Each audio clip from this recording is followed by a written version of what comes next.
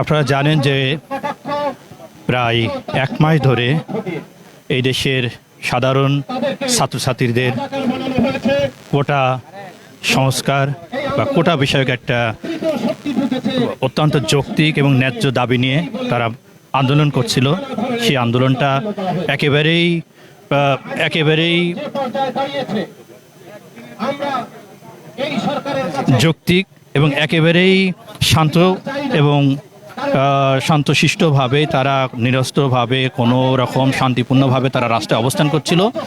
কিন্তু কোনো একটা সময় যে কোনো ধরনের হামলা বা অন্যান্য কিছুর কারণে একটা বিশৃঙ্খল পরিবেশের সৃষ্টি হয়। এরপরে তা আপনারা দেখছেন যে সেই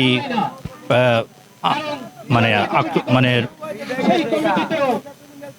আন্দোলনটা কীরকম রক্তক্ষয়ী একটা আন্দোলন বা কীরকম প্রাণঘাতী একটা আন্দোলনে পরিণত হয়েছে।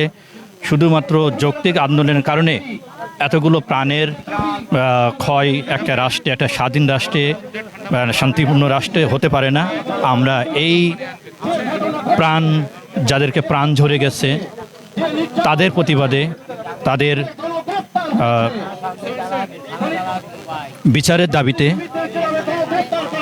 বিচারের দাবিতেই মূলত আমরা এখানে এসেছি। এবং সেই বিচারটা কিভাবে হবে, যদি কিনা সরকার এরকম একটা খুনের বা এরকম একটা হত্যাকাণ্ডের যদি দায়ভার না নেয়, তাহলে এরকম একটা সুষ্ঠু বিচার কিভাবে হবে। সেই কারণেই সরকারের পদত্যাগ এবং এর একটা সুস্থ বিচারের জন্যই যাতে হয়, বিচারটা সুস্থভাবে হয়, সেরকম একটা দাবি নিয়ে মূলত আজকে আমরা এখানে সমবেত হয়েছি। আসলে বর্তমানে যে সার্বিক পরিস্থিতি দেশের, সেই আনুপাতিক হারে আসলে আপনারা এই যে দাবিটা করছেন সেটা আসলে কতটুকু যৌক্তিক বলে মনে হয় আপনার কাছে?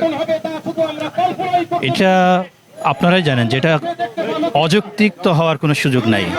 কারণ স্বাধীন একটা দেশে সাধারণ ছাত্রছাত্রীরা তো কোনো সরকার পতন বা অন্য কোনো আন্দোলন করে নাই। তাদের কোটা সংস্কারের যে দাবিটা ছিল, এই দাবিটা তো যৌক্তিক ছিল। এবং এইরকম এত রক্ত যখন ঝরে গেছে, এত প্রাণ যখন ঝরে গেছে, শত শত প্রাণ যখন ঝরে গেছে, তখন তো এই সরকার কিভাবে এটাকে নিরপেক্ষ বা অন্যান্যভাবে এটাকে আপনার বিচার করবেন বলে আমরা মনে করি না যে নিরপেক্ষভাবে বিচার করতে পারবেন। এই কারণে আজকে আমাদের এখানে অবস্থান। হত্যার পরে তো আর কোনো রাজনীতি থাকে না। আপনার যখন খোলা, তারা তো বঙ্গভবনে গিয়েছিল, ছাত্ররা প্রথমে বঙ্গভবনে গিয়েছিল না, শিক্ষকরা তারা বঙ্গভবনে তাদের জন্য যেতে চায় না বা সংহতি প্রকাশ করেছে। যখন হত্যা করেছে তখন তো ওই বৈষম্য বিরোধী যে আন্দোলনটা, ওটা রক্তে পরিণত হয়েছে, তাই না?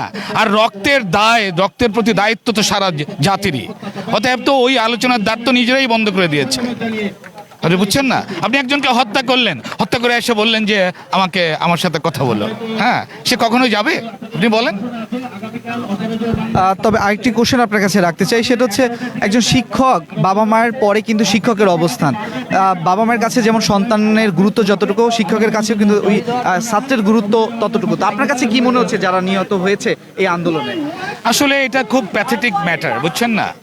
এটা এত একটা নির্লজ্জ ব্যাপার, এত একটা পেইনফুল জিনিস, এটাকে বর্ণনা করা যাবে না। কারণ আমার একটা ছাত্র, ধরেন কেউ তাকে মারতে থাকলো, তাই না, সে বলবে স্যার আমাকে বাঁচান, তাই বলবে না? কিন্তু এমন অবস্থা হয়ে গেছে যে সেই অবকাশটুকু আমরা তাকে বাঁচাতে পারি নাই। এই লজ্জা আসলে ঢাকবার মতন না, বুঝছেন না? এই লজ্জা ঢাকবার মতন না। আমাদের যে দায়িত্ববোধ, সেই দায়িত্ববোধ থেকেই কিন্তু বিশ্ববিদ্যালয়ের শিক্ষকরা নেমেছে। এখানে আপনি দেখেছেন যেখানে রাজনীতি কিন্তু কাজ করছে না, এই দায়িত্ববোধই কাজ করছে। হ্যাঁ, এই দায়িত্ববোধের জন্যই কিন্তু সবাই চলে এসছে।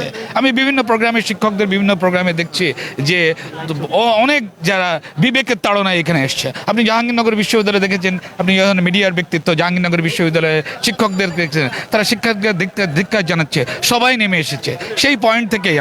কারণ আমরা আমাদের শিক্ষকদের, ছাত্রদের যদি নিরাপত্তা না দিতে পারি, তাই না, আমরা প্রশাসন যদি না দিতে পারি, একজন বিশ্ববিদ্যালয়ের ভাইস চ্যান্সেলর যদি তাদের নিরাপত্তা না দিতে পারে, তাহলে নিরাপত্তা তারা চাইবে কার কাছে বলেন তো? কারণ একটা মাঠে যদি গোলযোগ হয়, বাবা যদি দৌড়ায় যায়, তাহলে দৌড়ায় এসে বলে না বাবা আমাকে মারতেছে। তাই সেখানেও তো আমাদের কারণ, কেন আমরা নিরাপত্তা দিতে পারছি না? কারণ আমরা আমাদের উপরে হামলার ভয়ে নিরাপত্তা দিতে পারছি না। আমরা নিরাপত্তা দিতে পারতাম যদি আমরা নিরাপদ থাকতাম, কিন্তু এই বাংলাদেশে কেউ নিরাপদ না এখন। তবে স্যার আমরাও চাই দেশ শান্ত হোক। আমি হ্যাঁ ওইটাই আর কি। হ্যাঁ আমি চাই যে শান্তির পথ এই জনগণই সিদ্ধান্ত নিবে, শান্তি কোথায় শান্তি আসবে, মুক্তি আসবে। আমরা শান্তি চাই, আমরা আশু শান্তি চাই, আমরা সংঘাত চাই না। ইভেন আমার যে কলিগ অন্য দল করছে, আমি মনে করি না সে আমার ব্যক্তিগত শত্রু। একটা লোক আওয়ামী লীগ করে বা অন্য দল করে, আমি মনে করি না সে আমার ব্যক্তিগত শত্রু, কারণ রাষ্ট্রযন্ত্র তাকে এইভাবে তৈরি করেছে। ব্যক্তির বিরুদ্ধে আমাদের কোনো সংগ্রাম না। স্যার আপনার কোথায় আছেন, কোন ডিপার্টমেন্টের দায়িত্বে আছেন? আমি ল ডিপার্টমেন্টে আছি, ল ডিপার্টমেন্টের প্রফেসর নসরুল্লাহ। অসংখ্য ধন্যবাদ দৈনিক দেশটির সাথে আপনি থাকার জন্য স্যার।